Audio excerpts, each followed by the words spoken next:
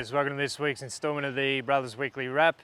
Coming to you from on location here at the NRL Developments Year 7 Gala Day here at Jones Park. Behind me we've got a couple of our schools in our catchment. Trinity-based State High School taking on Cairns State High School. Plenty of our juniors out there running around taking part, which is fantastic to see. Brothers on the weekend, games got underway, the final series was upon us, and we kick-started the weekend on Friday night out at Smithfield Sporting Complex as our second division side took on Yarrabah in the second division elimination final. Fourth against fifth, we were good enough to get the win, 32 points to 22. It's probably the best our side had played all year. The completion rates were fantastic for second division, and they really ground their way to a win, coming from 22-20 behind to score two late tries to get the victory, 32-22.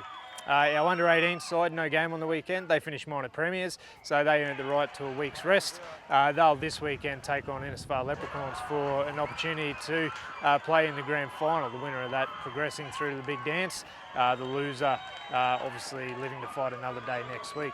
Our reserve grade side, they come away with a really nice 30 points to 18 win over Innisfail Leprechauns. We mentioned last week that there are always nice tight tussles between those two sides, and this weekend was no different. It was nice and even throughout the duration of the match. Fortunately, we were good enough to capitalise when it mattered most, and we got away with a 30 points to 18 victory, which will give us the chance to play for a grand final spot again this weekend. Edmonton got the better of us 2 weeks ago, so we'll be certainly keen to turn the tables this weekend. Moving into the A-grade clash, it was one for the ages. We spoke last week about the potential for an upset, and it certainly was. We were able to really get up and put Ivanhoe's off their game for the most part, coming away with a 22 points to 14 win. After being down 10-0 very early in just as many minutes, we were able to claw our way back into the game, 10-all at half-time. Scoring first after the break, we skipped out of that 16-10 lead, and when Ivanhoe's came back to 16-14, they were unlucky to have Trent Barnard put a foot on the touchline in scoring a try, which would have put him in front. But to our guys' credit, they just kept fighting for every inch, and they were good enough to score at the death through Ronnie Macca in his first appearance in the A-grade side this year. A couple of standout performers on the night.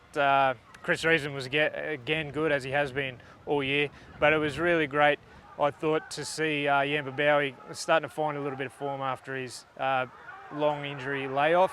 But Mark Naliba, the young 17-year-old on the wing, was fantastic. Stopped a couple of their chances on their left edge, which went a long way to us getting the victory. And it was great to see Aidan Lee back as well. Obviously a little bit rusty, but he certainly stood up when it mattered. Moving into this week, that win obviously gives us the right now. We take on Innisfail Leprechauns, runaway minor premiers, and up for grabs is a spot in the grand final. So it's all to play for this week. We've got plenty of confidence out of the weekend's performance, and we'll be welcoming back a couple of players as well. Jaden Gill will be back into the fold, and also Lockie Palmer.